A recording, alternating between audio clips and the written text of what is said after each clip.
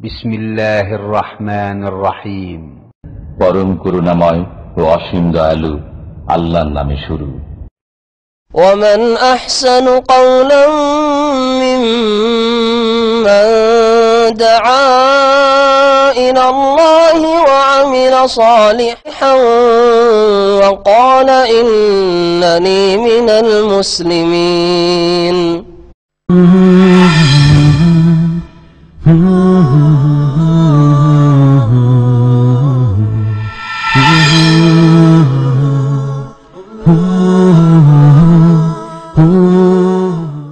আসসালামু আলাইকুম ওয়া রাহমাতুল্লাহি ওয়া বারাকাতুহু।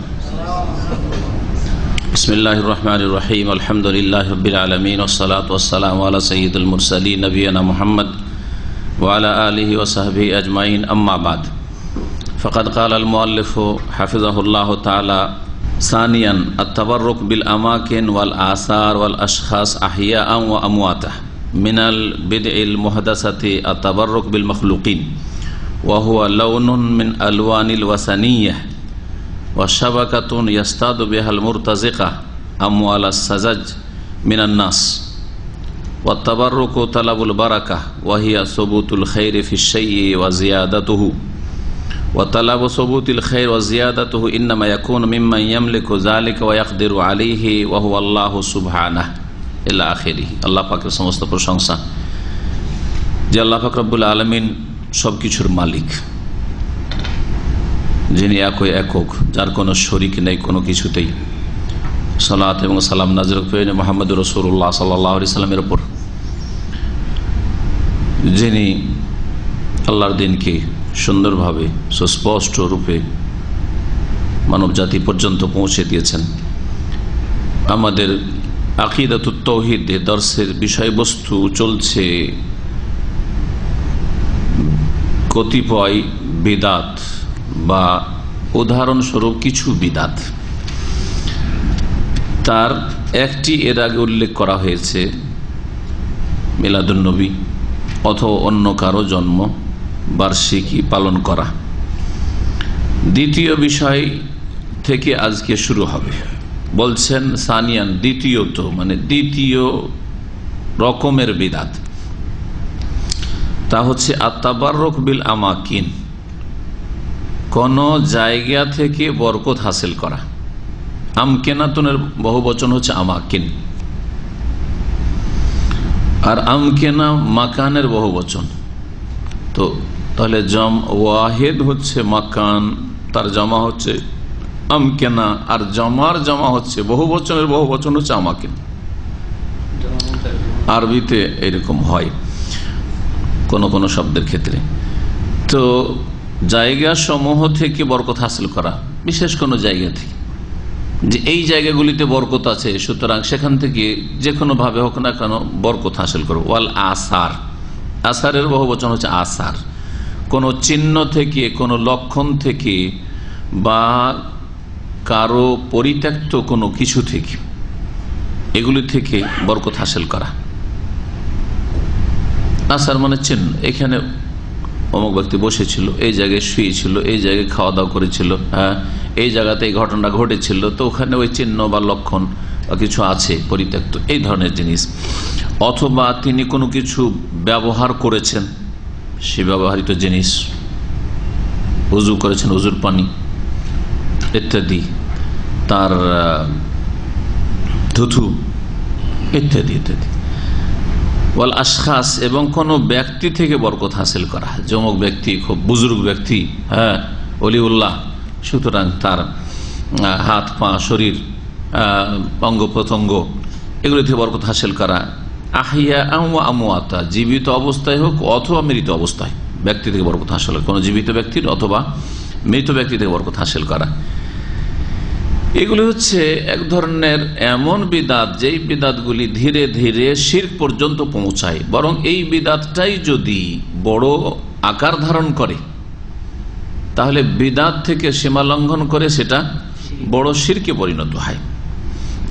এই জন্য বিদাত হচ্ছে শিরকের প্রাথমিক অবস্থা।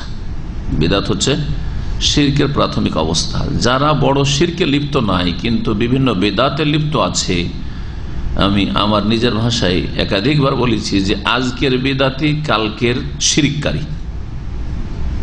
আজকে হয়তো 2-4 বছর দেখছেন যারা বিদাত করছে, হঠাৎ করে কখন দেখছে বড় শিরকে লিপ্ত হয়ে গেছে।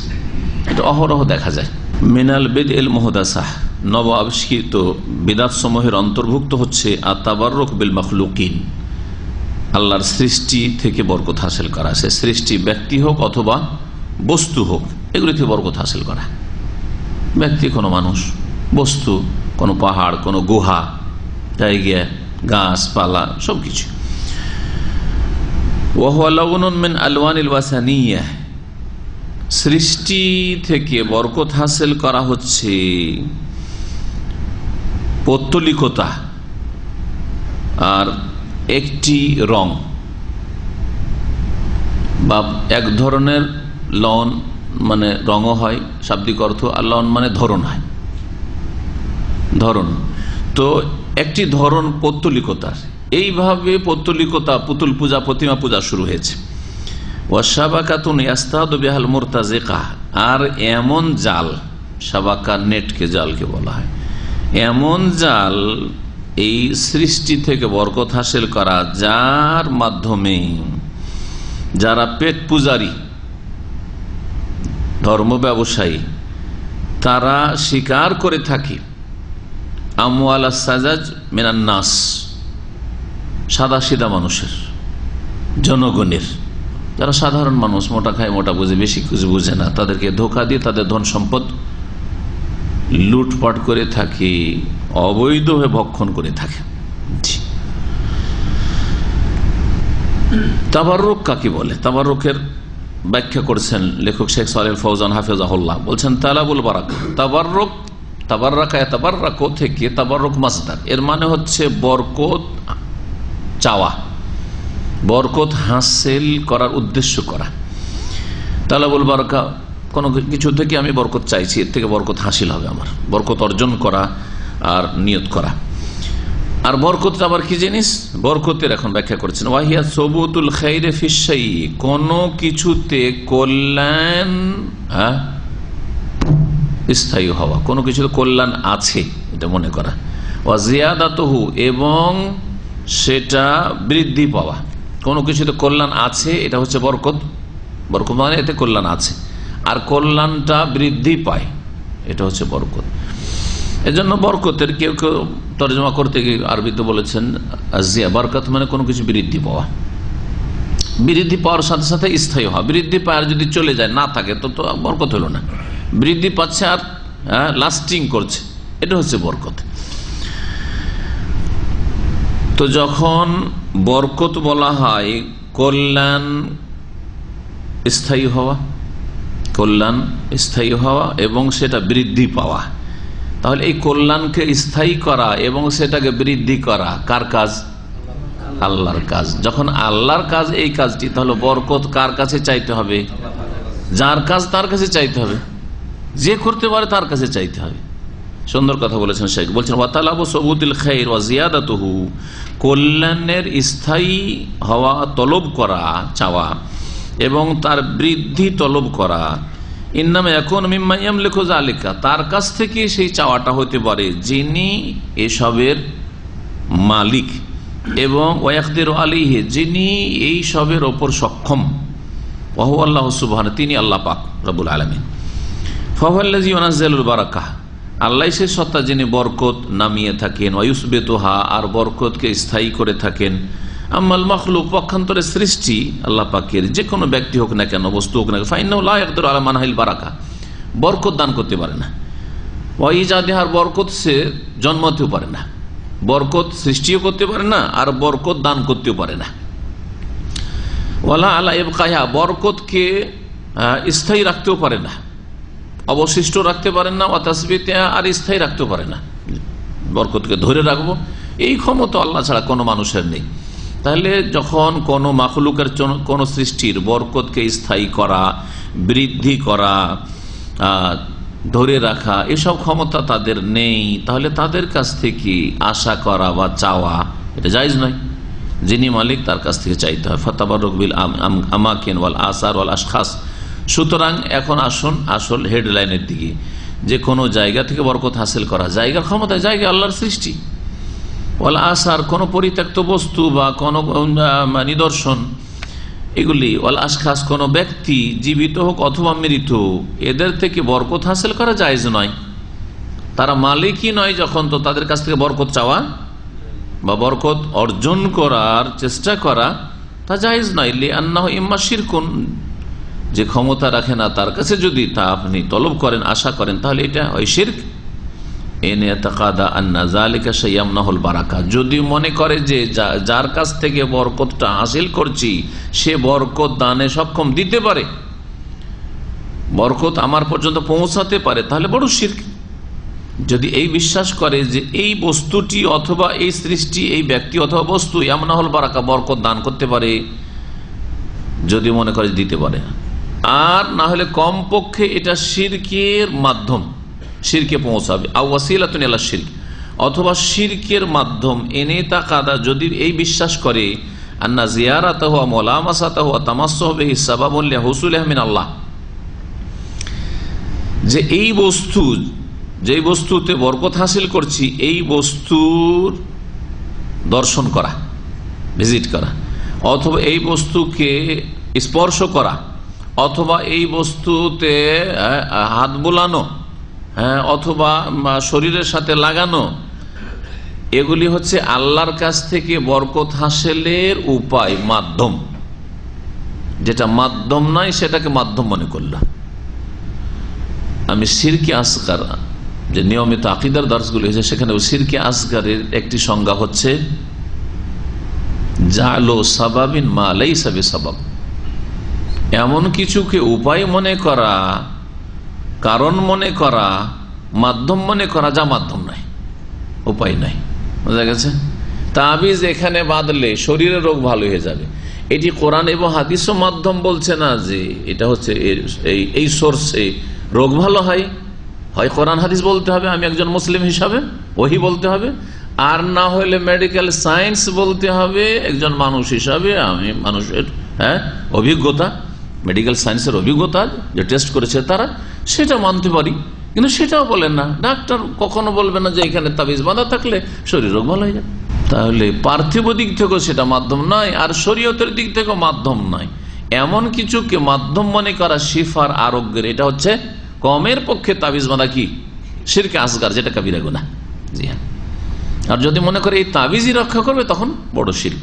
এইরকম যতগুলি টোটকা আছে, থালাটা হাত থেকে পড়ে গেল, তার মানে বাড়িতে কি হবে? অতিথি আসবে। এটা কোরআন হাদিসও বলে না যে থালা পড়ে যাওয়া হচ্ছে মেহমান আসার কারণ, আর কোন সায়েন্সই বলে না, পৃথিবীর কোন বিদ্যা বলেন না যে থালা হাত থেকে পড়ে গেলে গেস্ট আসবে। সেটাকে যদি কারণ মনে করে তাহলে এটা হচ্ছে শিরক। এই ধরনের যত টোটকা টাইপের যত কিছু আছে, এই জন্য টোটকাগুলি সবগুলি শিরক। অলৌকিক লক্ষণ, এগুলো শিরক। কেন? পেঁচা ডাক দেয় তো কাকো নিতে এসছে, মরণ এসছে, হ্যাঁ, এটা মরণের কারণ না, কোরআন হাদিসও বলে না, আর মেডিকেল সায়েন্সও বলে না যে পেঁচা ডাক দিলে মানুষ মরবে গ্রামের, তাই না? শিরক। এইভাবে হাদিস বলা হারাজ। আপনি মানে এই রাস্তা আপনাকে একটি কি চাবি দিয়ে দিলে আপনি নিজেই বলতে পারবেন যে এটা শিরক কিনা। নবী করিম সাল্লাল্লাহু আলাইহি ওয়াসাল্লাম থেকে যে সাহাবায়ে কেরামরা বরকত হাসিল করতেন, তিনি একজন ব্যক্তি, তার পরিত্যক্ত বস্তু বা তার ব্যবহৃত বস্তু যেগুলি আসার, সেগুলি থেকে নবী করিম সাল্লাল্লাহু আলাইহি ওয়াসাল্লামের সাহাবায়ে কেরামরা বরকত হাসিল করতেন। এই বিষয়টি কোরআন হাদিস সম্মত, নবী সাল্লাল্লাহু আলাইহি ওয়াসাল্লামের হাদিস দ্বারা প্রমাণিত, কিন্তু এই বিষয়টি একমাত্র রাসূলুল্লাহ সাল্লাল্লাহু আলাইহি ওয়াসাল্লামের সাথে খাস। এটা হচ্ছে আহলে সুন্নাত ওয়াল জামাতের আকীদা, এটা হচ্ছে সহিহ আকীদা। এখানেই বিদাতীরা আমাদের থেকে ছাঁটাই হয়ে যায়। বিদাতীরা বলে যে রাসূলুল্লাহ সাল্লাল্লাহু আলাইহি ওয়াসাল্লামের ওযুর পানি থেকে, রাসূলুল্লাহ থুথু থেকে, রাসূলুল্লাহ সাল্লাল্লাহু আলাইহি ওয়াসাল্লামের ব্যবহৃত কাপড় চোপড় থেকে, রাসূলুল্লাহ সাল্লাল্লাহু আলাইহি ওয়াসাল্লামের চুল মোবারক থেকে, ইত্যাদি ইত্যাদি, রাসূলুল্লাহ সাল্লাল্লাহু আলাইহি ওয়াসাল্লামের বাসনপত্র থেকে যেমন সাহাবায়ে কেরামরা বরকত হাসিল করেছেন, তেমন আমরা আমাদের হুজুরের, পীর সাহেবের, বুজুর্গের, ওলির, মুরব্বির ব্যবহৃত বস্তু বা যে জায়গাগুলোতে বসেছেন উঠেছেন, মানে বাড়াইতে বাড়াইতে আর কি, এগুলি থেকে বরকত হাসিল করব। এইভাবে কবর, মাজার পূজা, ব্যক্তি পূজার রাস্তা প্রশস্ত হয়েছে বিদাতীদের কাছে। এখানে ছাঁটাই হয়ে যায় আহলে সুন্নাত ওয়াল জামাত থেকে বিদাতপন্থীরা। এই জন্য তারা হুজুরদের যদি হাত পায়ে চুমা না দিতে পারে তো একটু কাপড়ও চুমা দিল, মনে করে যে একটু বরকত পেয়ে গেলাম। যদি হাতে হাতে মুসাফা করে যদি বায়াত নাও করতে পারে তো যদি চাদরটাও ধরে নিতে পারি বা চাদরটাও না ধরতে পারি, যে চাদর ধরে আছে তার পিঠ কেন হাত দিতে পারি, তবুও একটা বরকত পেয়ে গেলাম। এইখানে বিদাতিরা ছাঁটাই, এইগুলো হচ্ছে বিদাতিদের লক্ষ্য। ওয়াম্মা মা কানা সাহাবাতু ইয়াফআলুনা মিনাত তাবারুক বিশারিন নবী সাল্লাল্লাহু আলাইহি ওয়াসাল্লাম, পক্ষান্তরে সাহাবায়ে কেরামগণ যে বরকত হাসিল করতেন বেশারিন নবী সাল্লাল্লাহু আলাইহি ওয়াসাল্লামের চুল থেকে, ওয়ারিকিহি নবী সাল্লাল্লাহু আলাইহি ওয়াসাল্লামের থুথু থেকে, ওমান ফাসালা মিন জিসমিহি, আর যা কিছু নবী করিম সাল্লাল্লাহু আলাইহি ওয়াসাল্লামের মোবারক দেহ থেকে বেরিয়ে আসতো, যেমন ঘাম বা পড়তো, যেমন উজুর পানি, খাসা, এ হচ্ছে খাস কার সাথে? তার সাথে, রাসূলুল্লাহ সাল্লাল্লাহু আলাইহি ওয়াসাল্লামের সাথে। কামা তাকাদ্দাম, যেমন পূর্বে উল্লেখিত হয়েছে। 183 পৃষ্ঠায় এই কিতাবের উল্লেখ করা হয়েছে। কি উল্লেখ করা হয়েছে? এই বিষয়বস্তু উল্লেখ করা হয়। বিষয়বস্তু এখানে তাবাররুকের বিষয়বস্তু 2 বার করে উল্লেখ করেন লিখন, কিন্তু ওখানে একটি দলিল উল্লেখ করা হয়েছে হুদায়বিয়ার সন্ধি সম্পর্কে। এখন ওই কথাটা একটু আপনাদেরকে ফিরিয়ে দিই, যদি কারো কাছে কিতাব থেকে দেখতে পারেন। মাশাআল্লাহ, একবারই বেরিয়ে গেছে, খুলতে মাশাআল্লাহ বেরিয়ে গেছে। প্রথমে বলছেন এখানে উরওয়া ইবনে মাসউদ কুরাইশদের কাছে গিয়ে, যে কুরাইশদের প্রতিনিধি হিসাবে এসেছিলেন, তিনি গিয়ে মন্তব্য করছেন, আরে আমাকে তোমরা পাঠিয়েছিলে আলাপ আলোচনার জন্য, মুহাম্মদকে তো আশ্চর্য ব্যক্তি দেখলাম, তাকে যে ভালোবাসা বাসে তার সাথী সঙ্গীরা, আমি তো জীবনেও কাউকে দেখিনি এরকম।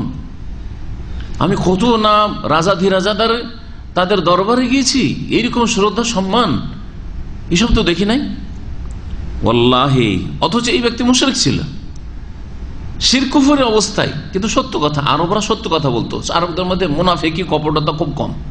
জি, বেদুইনদের একটা স্বভাব, যেটা বলবে সোজা, ফি ফি মাফি মাফি।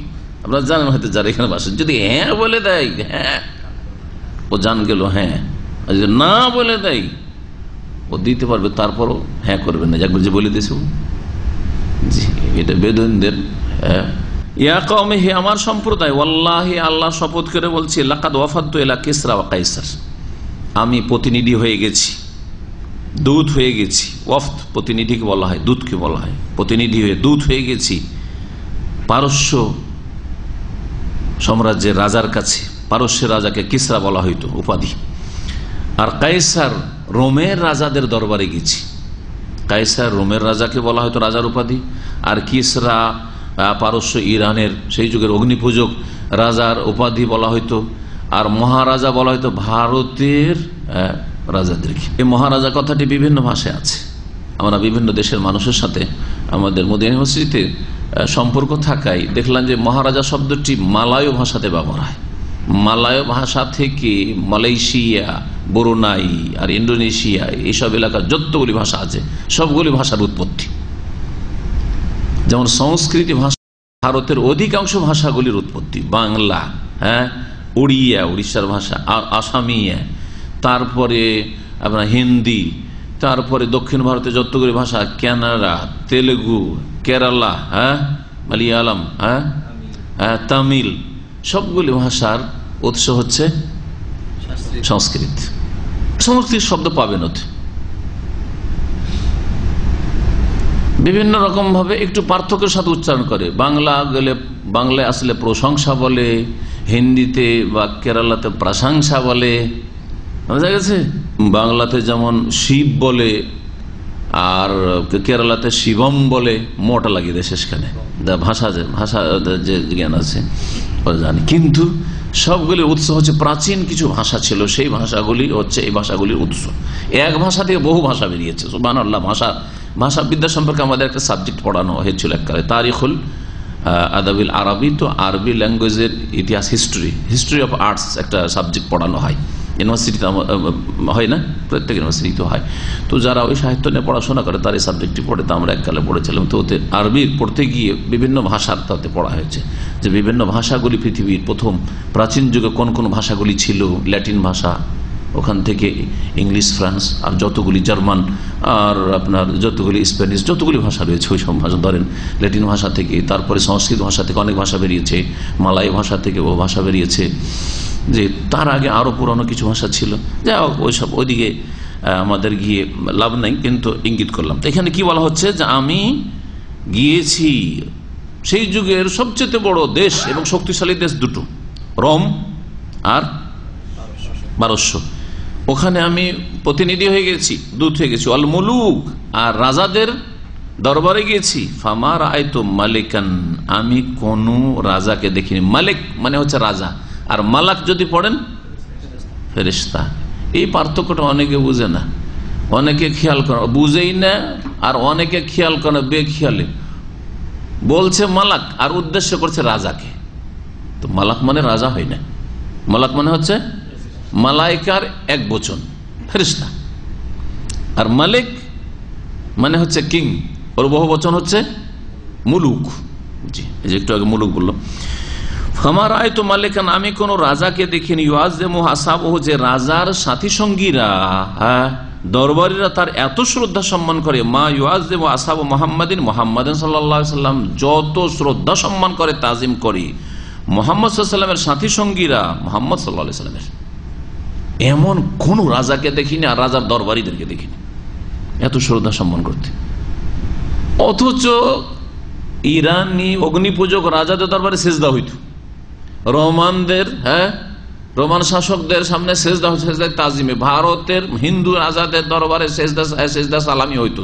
এই সেজদা সালামি মোগলদের যুগে কুসংস্কার চলতো,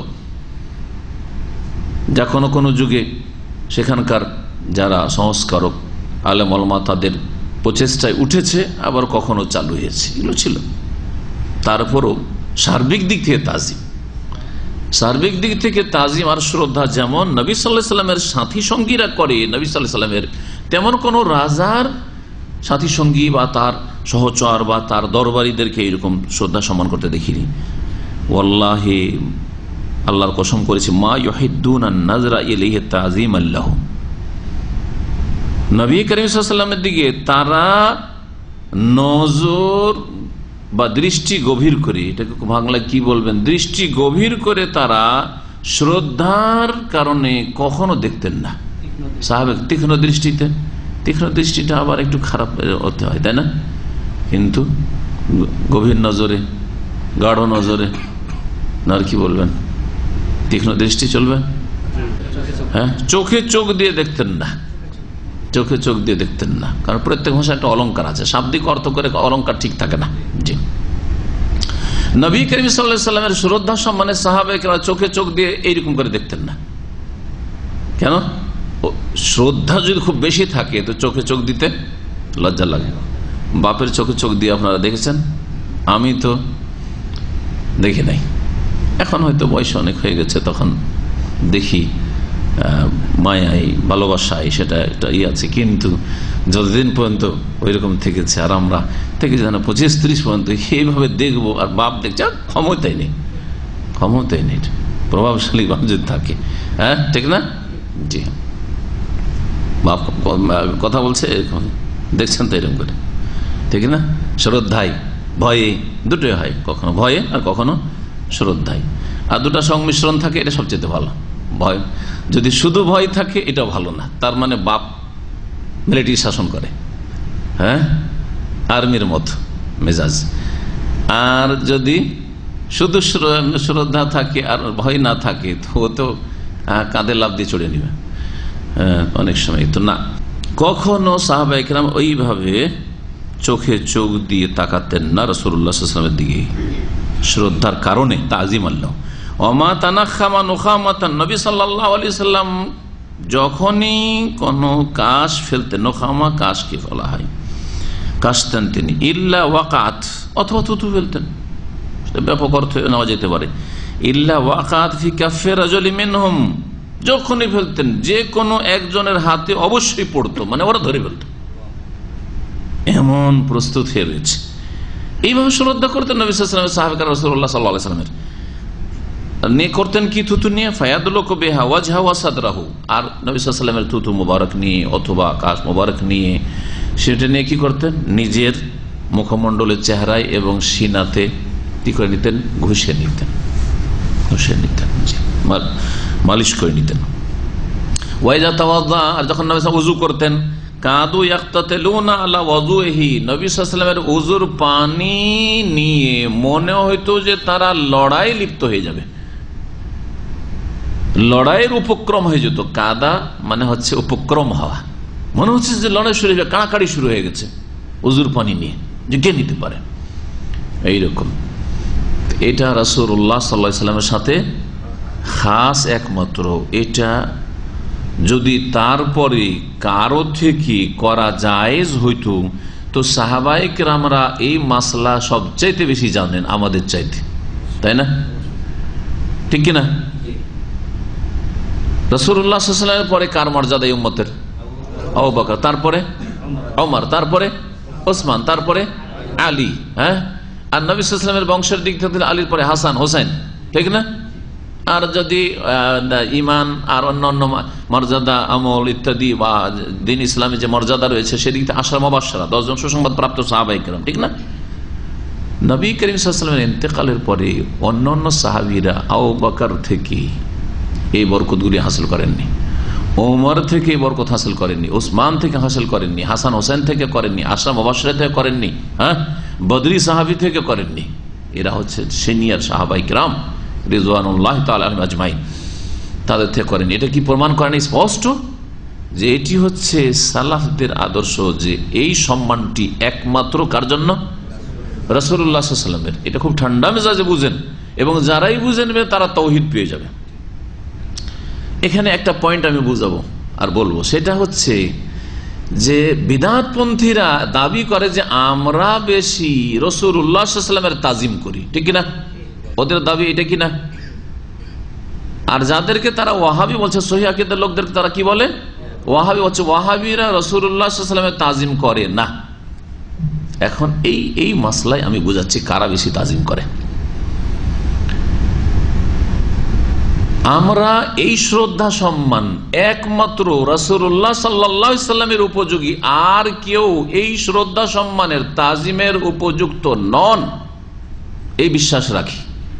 আমরা এই বৈশিষ্ট্য যে তার ওযুর পানি থেকে, তার থুতু থেকে, তার কাশ থেকে, তার চুল থেকে, তার ইত্যাদি ব্যবহৃত বস্তু থেকে, একমাত্র তার রাসূলুল্লাহ সাল্লাল্লাহু আলাইহি ওয়াসাল্লামের এই বস্তুগুলি থেকে আমরা বরকত হাসিল করব। তার জীবদ্দশায় সেটা চলে গেছেন, আর তো নেই। আমাদের কাছে কোনো বিশ্বস্ত সূত্র তো আসেনি যে এটা নবী সাল্লাল্লাহু আলাইহি সাল্লামের বর্তন পাত্র, নবী সাল্লাল্লাহু আলাইহি সাল্লাম এটা চুল।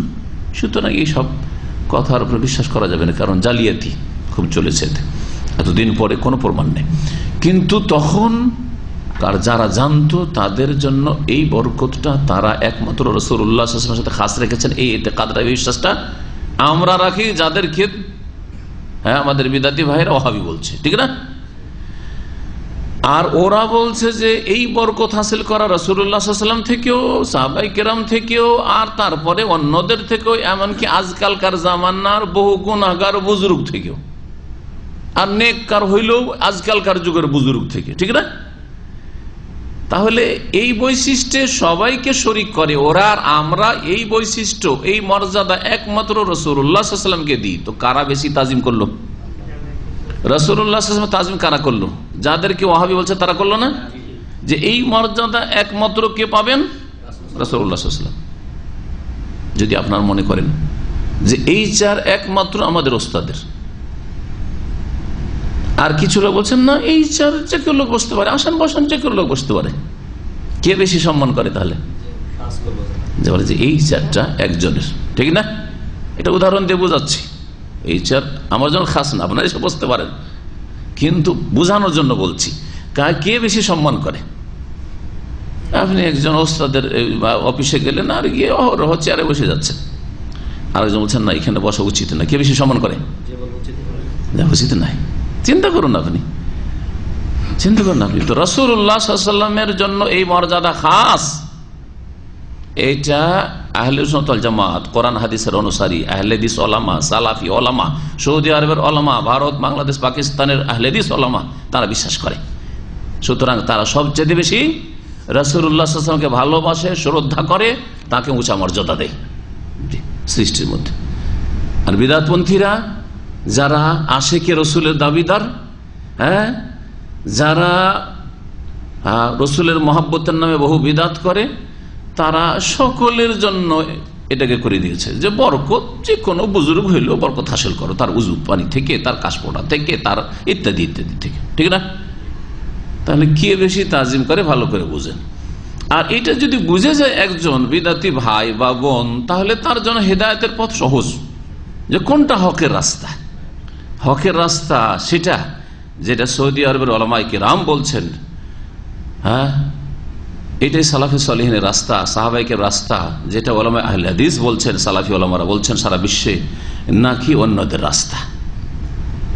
ভারত, বাংলাদেশ, পাকিস্তানে দেওবন্দি হোক অথবা বেরলভী হোক, হানাফিদের যতগুলি তরিকতলারা সকলেই এই তাবাররুক যে কোনো বড় ব্যক্তি থেকে তারা জায়েজ মনে করে।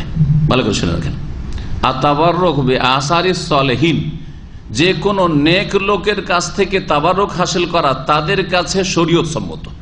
আর একমাত্র সালাফি আহলে হাদিস ওলামাদের কাছে শরীয়ত সম্মত নয়, বিদআত, শিরকের মাধ্যম, প্রাথমিক অবস্থা হয় শিরকের মাধ্যম, একটু আগে পড়লেন, আর না হলে বড় শিরক। যদি মনে করে যে সেই তাবাররুক দিতে পারে তাহলে বড় শিরক।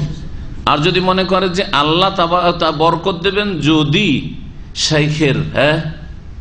শাইখের জুঠাটা খাই, বোঝা গেছে, শাইখের থুতুটা একটু নি, হ্যাঁ, তাহলে আল্লাহ বরকত দিবেন, তাহলে এটা বিদআত এবং ছোট শিরক। এই হাদিস সহিহ বুখারীতে রয়েছে, হুদাইবিয়ার যে ঘটনা, এটি সহিহ বুখারীতে রয়েছে 2529 নম্বর হাদিস। তাই বলছেন শেখ সালেহ ফাওজান হাফিজাহুল্লাহ, ফাযালিকা খাসুন বিহি সাল্লাল্লাহু আলাইহি সাল্লাম, এটি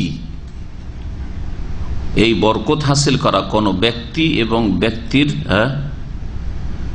শরীরের বিভিন্ন জিনিস থেকে বা ব্যবহৃত জিনিস থেকে, এটা নবী করিম সাল্লাল্লাহু আলাইহি ওয়াসাল্লামের সাথে খাস। ওয়ালাম ইয়াকুনিস সাহাবাতু ইয়াতাবাররাকুনা বিহুজরাতিহি, নবী সাল্লাল্লাহু আলাইহি ওয়াসাল্লামের ইন্তেকালের পরে সাহাবায়ে কেরামগণ নবী করিম সাল্লাল্লাহু আলাইহি ওয়াসাল্লামের হুজরা শরীফ থেকে বরকত হাসিল করতেন না। যে নবী সাল্লাল্লাহু আলাইহি ওয়াসাল্লাম যে ঘরে শুইতেন সেই ঘরে গিয়ে একটু বসি, সেখান থেকে বরকত হাসিল করি, সেখানে গিয়ে 2 রাকাত নামাজ পড়ি, এগুলো করতেন না। ওয়া কবরেহি, তার কবর থেকে বরকত হাসিল করতেন না, যে তার কবরের পাশে গিয়ে সেটে নামাজটা পড়ি, হ্যাঁ, কবর পাশে গিয়ে একটু বসি, বরকত হাসিল হবে, এগুলো করতেন না। যেমন মাজারপন্থীরা আর আধা মাজারপন্থীরা করে। আমাদের দেশে মাজারপন্থী ফুল আর না আধা মাজারপন্থী। জি, যদি আপনি এই দৃশ্য দেখেন, আমাদের সাথী সঙ্গীরা আর আমাদের কিছু শিক্ষক ভারতের সবচেয়ে বড় মাদ্রাসা থেকে পড়ে এসছে, জি, তারা বলছে যে ফজর পরে যদি চলে যান তাদের খাস একটা কবরস্থান আছে দারুল উলুমের, বুঝছেন না? বুঝছেন দারুল উলুম কি? হ্যাঁ জি। তো ভিড় ভাড়ের শেষ নেই, আর যখন পরীক্ষার সময় ঘনিয়ে আসবে তখন আরো ভিড় সেখানে, কারণ ওলিয়ারা শুয়ে আছেন, বোঝা গেছে। সুতরাং তাদের কবরের কাছে গেলে ওখান থেকে ফায়েজ আসবে, বরকত আসবে। তাহলে কবরের কাছ থেকে বরকত হাসিল করা, কবরের কাছে চাইছে না, কিন্তু ওখানে গেলে বরকত হাসিল হবে, বিপদ আপদে সুখে দুঃখে ওখানে যে হাজিরা দিন, তাহলে বরকত হাসিল হবে। এই কাজ সাহাবায়ে কেরাম করতেন না বাদামতে, তার তিরোধানের পরে। ওয়ালা কানু ইয়াকসুদুন আল আমাকিন, আর না ওই জায়গাগুলির উদ্দেশ্য করতেন তারা, আল্লাতী সাল্লা ফিহা, যেই জায়গাগুলিতে নবী করিম সাল্লাল্লাহু আলাইহি ওয়াসাল্লাম সালাত আদায় করেছেন। এই জায়গায় যেহেতু নবী সাল্লাল্লাহু আলাইহি ওয়াসাল্লাম নামাজ পড়েছেন, সুতরাং ওখানে আমি গিয়ে নামাজটা পড়ি। এটা যদি তখন থেকে এই সিলসিলা চালু থাকতো, তাহলে পরম্পরা আমরা আজ পর্যন্ত পেয়ে যেতাম। আর সবাই কি করতো, এই জায়গায় নবী নামাজ পড়েছেন, এই জায়গায় পড়েছেন, এই জায়গায় পড়েছেন, কি যে ধাক্কা ধাক্কি আর মারামারি আজকাল বিদআতের যুগে শুরু হয়ে যেত, তাই না? লাইন লেগে থাকতো সব। আও জালাসা ফিহা, অথবা সেখানে বসেছেন, অমুক জায়গায় নবী করিম সাল্লাল্লাহু আলাইহি ওয়াসাল্লাম বসেছেন, সুতরাং আমরাও গিয়ে কিছুক্ষণ বসবো। এই কাজ সাহাবায়ে কেরাম করতেন না। লিয়াতাবাররাকু বিহা, ওই জায়গা থেকে বরকত হাসিলের উদ্দেশ্যে। ওয়া কাযালিকা মাকামাতুল আউলিয়া, তাহলে নবীর নামাজের জায়গা বা নবীর বসার জায়গা থেকে যখন বরকত হাসিল করতেন না, তাহলে ওলি আউলিয়া নেক লোকেরা সাহাবায়ে কেরাম, তাবেঈন, তাবা তাবেঈন বা ইমাম আবু হানিফা এখানে বসতেন, শাফি এখানে বসতেন, মালিক এখানে বসতেন, ইমাম আহমদ এখানে বসতেন, এটা তো দূরের কথা। ইমাম মালিক রহমতুল্লাহ এই জায়গায় বসে দর্শ দিতেন, এরকম তো করতেন না। তারপরের তাবা তাবেঈনরা করতেন না। তো ভারত, বাংলাদেশ, পাকিস্তানে কেন হয় যে আমাদের বুজুগানের দিনেরা এখানে বসতেন? বুজুগানের দিনেরা এখানে প্রথমে ডালিম গাছের তলায় দর্শ শুরু করেছেন, ভিড় ভাড়ে শেষ থাকে না ওই ডালিম গাছের তলায় এখন। জি, মাকামাতুল আলিয়া, এইরকমই ওলি আউলিয়া ইস্তাদের স্থানগুলিতে মিম্বাবে আউল্লাহ আরো চলবে না। যখন নবী করিম সাল্লাল্লাহু আলাইহি সাল্লামের বসা যাবে নামাজের জায়গা থেকে বরকত হাসিল করেনি উদ্দেশ্য করে জানি সাহাবারা, তাহলে অন্যদের চলবে না। ওয়ালাম ইয়াকুন ইয়াতাবাররাকুনা বিল আশখাসিস সালিহিন, আর তারা নেক লোকদের থেকে বরকত হাসিল করতেন না। কাবি বাকরিন, যেমন আবু বকর, ওমর ওয়া গায়রিহিমা, অন্যান্যরা মিন আফাদিলিস সাহাবা, যারা সম্মানিত সাহাবা। জি, লাফিল হায়াতে, তাদের জীবদ্দশাও তো না, ওয়ালা বাদাল মওতি, আর তাদের ইন্তেকালের পরে না। ওয়ালাম ইয়াকুন ইয়াযহাবুন ইলা গারির, এইরকম আমাদের দেশে আছে যে অমুক জায়গায় এই সব স্মৃতি আছে, অমুকের স্মৃতি যায়, ওখানে বরকত হাসিল হয়। এমনকি রাসূলুল্লাহ সাল্লাল্লাহু আলাইহি সাল্লামের যেসব স্মৃতির জায়গায়, যেমন হীরা পাহাড়ের গুহা, সোর পাহাড়ের গুহা, এইগুলিতেও সাহাবায়ে কেরামরা, তাবেঈনরা কেউ যেতেন না। তাহলে নবী করিম সাল্লাল্লাহু আলাইহি সাল্লামের ব্যবহৃত জিনিসগুলো শুধু, এবং নবী সাল্লাল্লাহু আলাইহি সাল্লামের শরীর থেকে যেগুলো গাম, থুতু ইত্যাদি বা উজুর পানি পড়েছে, সেগুলি থেকে বরকত হাসিল করা আর প্রমাণ রয়েছে। কিন্তু নবী সাল্লাল্লাহু আলাইহি সাল্লাম যে জায়গাগুলিতে বসতেন, যে জায়গায় ইবাদতবন্দি করেছেন, যেই জায়গাতে তিনি আহত হয়েছেন, দাঁত শহীদ হয়েছে, চিহ্নিত করে রেখেছেন, সাহাবায়ে কেরামরা করেননি। এগুলো বিদআত। নবীর ক্ষেত্রে যদি বিদআত, অন্যদের ক্ষেত্রে প্রশ্নে ওঠে না। সুতরাং সাহাবায়ে কেরামগণ হীরা পাহাড়ের গুহায় যেতেন না, জাবালে নূরে যেতেন না। আচ্ছা, জাবালে নূরে যারা গিয়েছেন দেখেছেন? কেউ গেছেন? জাবালে নূরে একবার গেছি, একবার করে সব দেখে এসেছি ছাত্র জীবনে। নূরে একবার গেছি, জাবালে যেটা হীরা পাহাড়ের গুহা যেখানে ওহী নাজিল হয়েছিল, আর সর পাহাড়ে উঠতে তো 2-2.5 ঘন্টা লেগেছে, একবার গেছি। আল্লাহু আকবার। পানির বোতল টোতল নিয়ে উঠেছি, ভালো যে পানি ছিল না তো যেতাম। কয়েকবার ভিতর শুকিয়ে গেছে উঠতে উঠতে। অথচ সকালবেলা, সকাল 7টার দিকে সকাল গেছি, একবারে সূর্য উঠেছে, তারপরে গেছি। নামতে 9টা-10টা হয়ে গেছে। নামার সময় বেশি লাগেনি, আধা ঘন্টায় লেগেছে, কিন্তু ওঠার সময় তো 2.5 ঘন্টা। আপনারা যাবেন না খবরদার। ব্যাস, বিশেষ করে শহরে তো দেখার জন্য যেতে বলবেন, খুব কষ্টকর, অনেক উঁচা। মহিলারা উঠে, আরে শহর পাহাড়ে গিয়ে 2-2.5 ঘন্টা উঠে দেখি যে ওইখানে পাকিস্তানি মহিলা উঠে বসে আছে। আশ্চর্য। আমি বলবো এই মহিলা পারে আর আমি পারি না।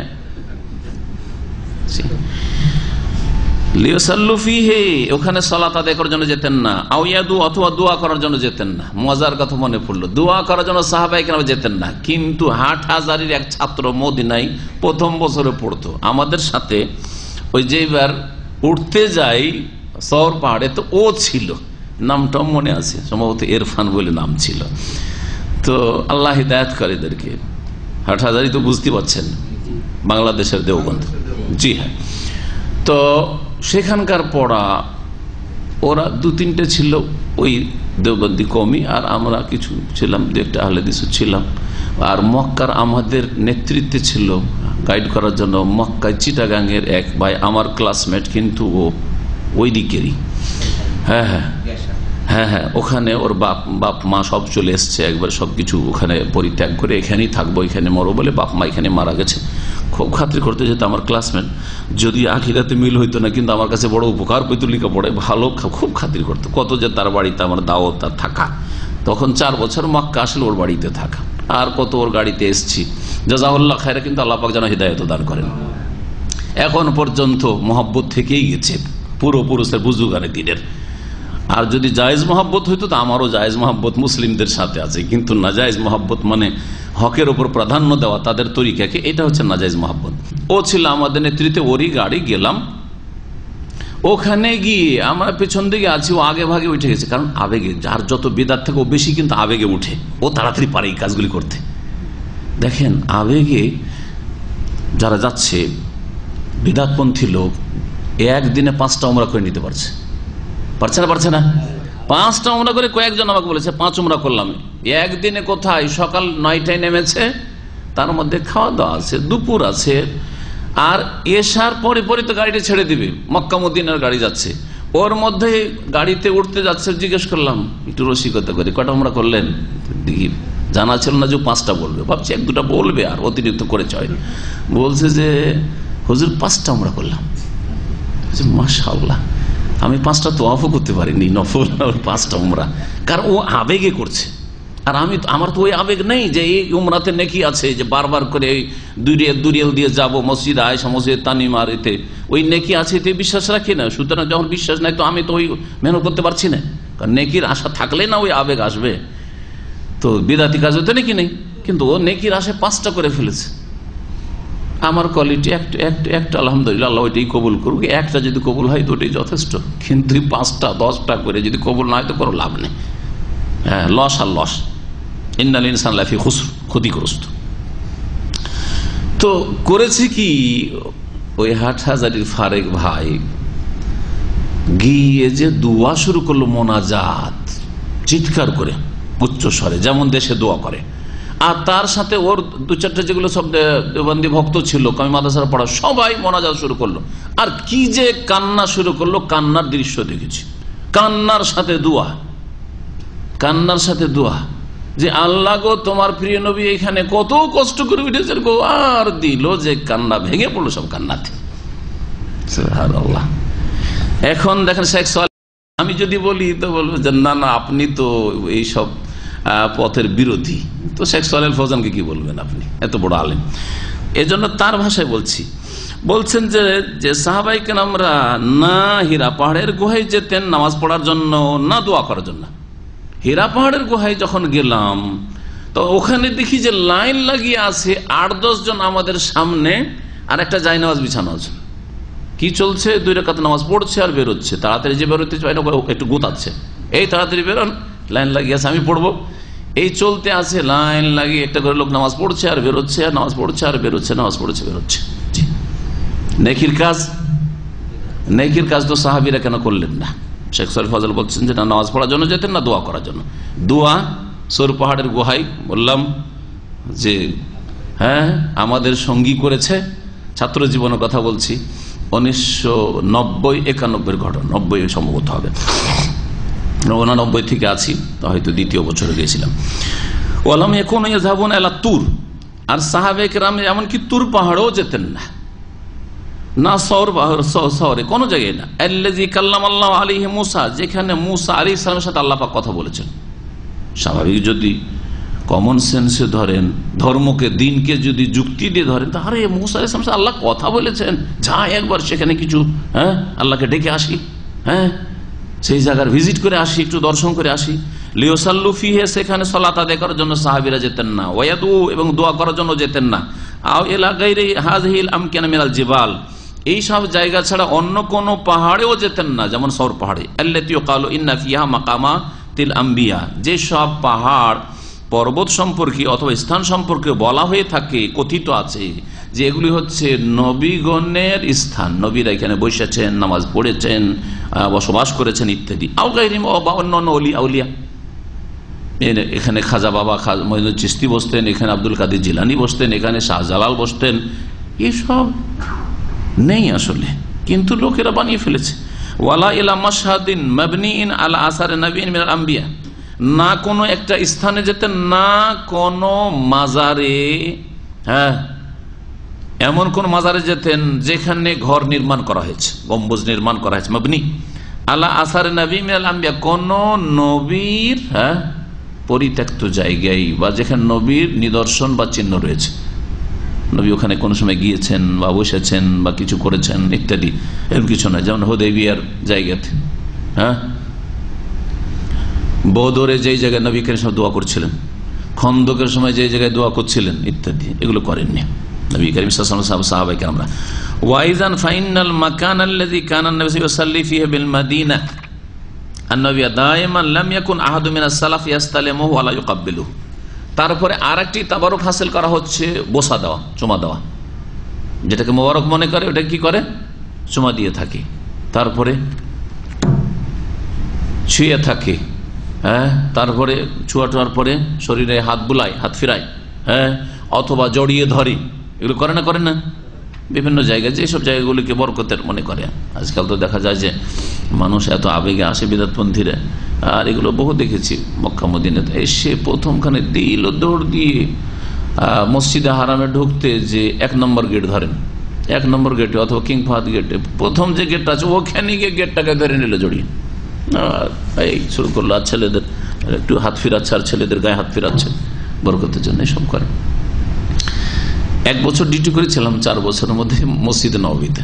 তো এক মহিলা দৌড় দিয়ে আসছে, খুব ছুটে আসছে, দাঁড়িয়ে আছে, ডিউটিতে দাঁড়িয়ে থাকতে হয় কারণ ওগুলোকে নিষেধ করতে হয় যেহেতু শিরক বিদআতি কাজ থেকে। এক মহিলা দৌড় দিয়ে এসে মসজিদে নববী তখন নতুন নতুন তৈরি হয়েছিল, গেটগুলো একবার নতুন নতুন, কিং ফাহাদ গেট ওইদিকে নতুন নতুন গেটগুলো তৈরি হয়েছিল, আর স্বর্ণের মতো লাগছে, যে তামা পিতল লাগানো আছে সেগুলো। তো এসে একেবারে জড়িয়ে ধরেছে মহিলা, আর এবার চুমা দিচ্ছে। তা আমি ওকে গিয়ে বলছি যে খালা এই কাজ করতে নেই, ভালোবাসে বলছি, উর্দু বলছি এই কাজ করতে নেই। আর তো রেগেছে আমার ওপর, বলছি ये नहीं करना, वो नहीं करना, ये नहीं करना, वो नहीं करना, कुछ भी नहीं करना, तो इतना पैसा खर्च करके क्यों हम आए। আমাকে তো একটু চমকেলো, ধমকেলো, এত টাকা খরচ করে এসছে, এটা চলবে না, ওইটা নয়, এটা চলবে না। বলছি বাবা এখানে করে বরকত টরকত নাই, বুঝবে না, অবুঝ চলে গেল সব করে। তাই বলছেন যে আরো ফাইনাল মাকান আল্লাযী কানা নবী সাল্লাল্লাহু আলাইহি ওয়াসাল্লাম ফিহি বিল মদিনা, যেই জায়গায় নবী করিম সাল্লাল্লাহু আলাইহি সাল্লাম মদিনায় নববিয়্যতে মদিনা মুনাওয়ারায় সালাত আদায় করতেন সর্বদা, মানে নবী সাল্লাল্লাহু আলাইহি ওয়াসাল্লামের মেহরাব ধরেন।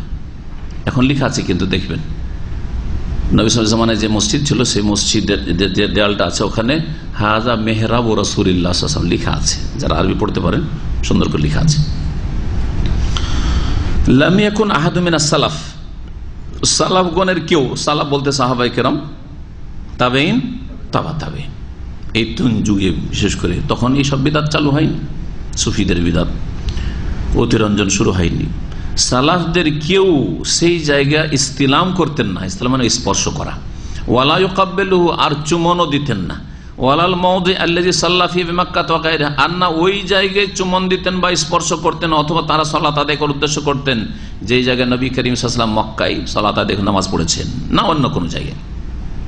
ফায়দা কানাল মাওদি আল্লাযী কানা ইয়াতাওয়াসসা বিকাদমাইহি আল কারিমাতাইনি ওয়া ইউসাল্লি ফিহি লাম ইউশরা লিউম্মাতিহি তামাসসুহু বিহি ওয়ালা তাকবিলুহু ফাকাইফা বিমা ইউকালু ইন্না গায়রাহু সাল্লা ফিহি আও নামা আলাইহি। বলছেন যে রাসূলুল্লাহ সাল্লাল্লাহু আলাইহি ওয়াসাল্লাম, রাসূলুল্লাহ সাল্লাল্লাহু আলাইহি ওয়াসাল্লামের মোবারক পা যেই জায়গায়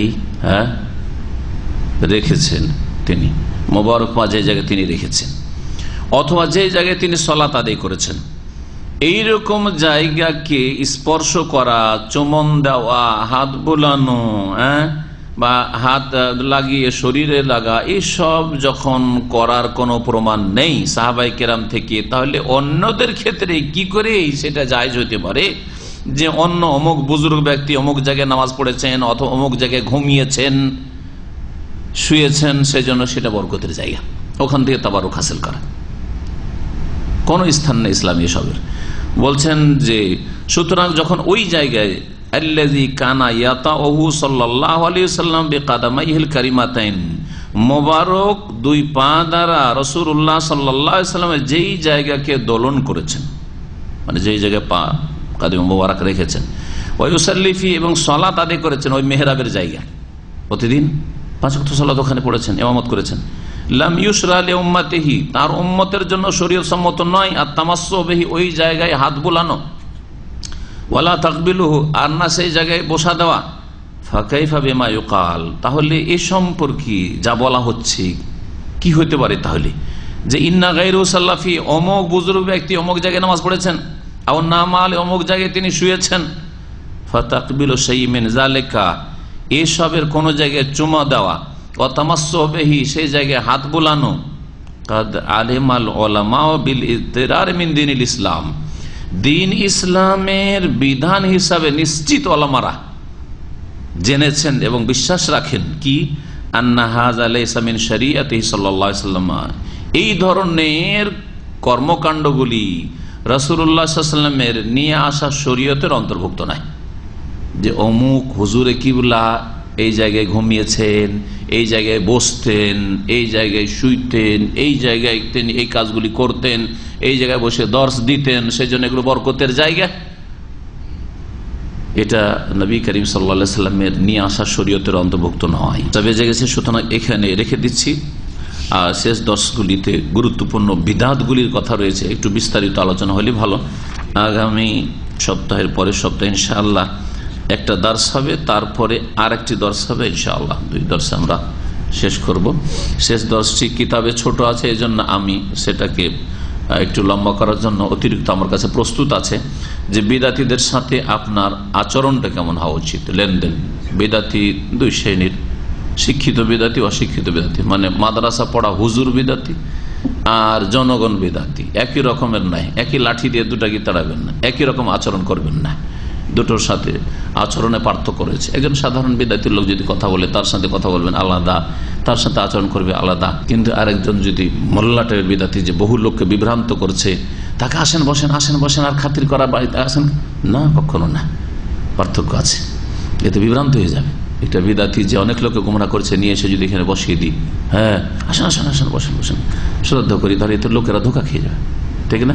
কিন্তু একটা সাধারণ মানুষ যদি বিদাত করে, তার সাথে কথা বলা এবং নম্র ভাষায় কথা বলা, যে একে হেদায়েত করে, কারণ এর অন্তরে অত বক্রতা নেই, এর দ্বারা অনেক লোক গুমরাহ হয় না। এই বেচারা নিজে বিভ্রান্ত হয়ে আছে, সঠিক জিনিসটা বুঝতে পারেনি। সুতরাং তার সম্পর্কে দয়াশীল হওয়া এবং তার হিতাকাঙ্ক্ষী হওয়া, এটা অত্যন্ত জরুরি, বোঝা গেছে? কিন্তু যেই ব্যক্তি গুমরাহ করছে না, তার সাথে কঠোর আচরণ হইতে হবে। কঠোর আচরণটা করে লাভ হবে কিনা ওইটা আবার দেখতে হবে। কঠোর আচরণটা কখন করবেন, কখন করবেন না। আপনি কি ওই সমাজে দুর্বল না সবল? যদি সেখানে স্ট্রং আপনি হন, তাহলে কঠোর আচরণ করবেন। ওকে দাওয়াতও দেবেন, ওকে কোণঠাসা করবেন, ওকে সালাম দেবেন না, হ্যাঁ সাথে কথা বলবেন না, ওকে বসতে দেবেন না, ওর সাথে কাউকে কথা বলতে নিষেধ করবেন না, নিষেধ করবেন সবকে, কাউকে কথা বলতে দেবেন ইত্যাদি। কিন্তু দেখা যায় আপনি নিজেই দুর্বল ওই সমাজে, আর ওই বিদাতি মোল্লা এত স্ট্রং যে আপনার ভাত উঠিয়ে দিবে সমাজ থেকে, তখন এই আচরণ করা যাবে না। এই বিষয়গুলি ভালো করে মনে রাখতে হবে, এগুলো বড় হেকমতের বিষয়। হ্যাঁ, আপনি একা, আল্লাহ একজন মানুষকে আপনার গ্রামে হেদায়েত করেছে, বিদাতি মোল্লার সেখানে দবদবা চলছে, সেখানে দাপট চলছে, সেখানে এই বিদাতি হুজুরের সাথে কোনো কথা নেই, আমার জানটাই বাঁচবে না। সমাজের লোককে কি করবে, আমাদের আঞ্চলিক ভাষা আমরা হুলিয়ে দেওয়া বলি, আপনারা কি বলেন সেটাকে, হ্যাঁ খেপিয়ে দেওয়া, হুলিয়ে দেওয়ার খেপিয়ে দেওয়া দুটো বলি, খেপিয়ে দিবে, হ্যাঁ পাগলা কুকুরের মতো খেপিয়ে দিবে, নুচে খেয়ে ফেলবে আপনাকে। তো এটা হেকমতের কাজ হবে না, দেখতে হবে ওখানে জানা। যারা হেদায়েতের পথে আসছেন তাদের জন্য অত্যন্ত জরুরি, আপনি কোন সমাজে আছেন, কোন পরিবেশে আছেন, আপনার ওখানে কি অবস্থা, এগুলি জরুরি। মসজিদ নববীতে নবী করিম সাল্লাল্লাহু আলাইহি সাল্লামের মা আয়েশার যে হুজরা, কবর বলবেন না, হুজরা, ওই হুজরা থেকে শুরু করে আর মা বাইনা বাইতি ও মেম্বারি, আমার ঘর এবং আমার মেম্বারের যে মেম্বার যেখানে খুতবা দিতেন, এর মাঝখানের জায়গাটুকু রাউদাতুম মিন রিয়াজিল জান্নাহ, জান্নাতের বাগান সমূহের একটি বাগান। এটাকে রিয়াজুল জান্নাহ বলা, আসলে রওজা জায়গাটি। হাদিস কি বলছে, রাউদা এক বচন, রাউদা। রাউদা মানে কবর না, বিদাতীদের ভাষা দেখেন, রাউদা মানে নবীর কবর, আর শরীয়তের ভাষা রাউদা মানে হচ্ছে, রাউদা মানে তো বাগান, ওই বাগান। এইখানে রাউদা মানে ওই জায়গাটুকু, যে জায়গাটুকু নবী সাল্লাল্লাহু আলাইহি ওয়াসাল্লামের বাড়ি, মা আয়েশার কক্ষ আর মেম্বারের মাঝখানে রয়েছে, এটা হচ্ছে রাউজার জায়গা।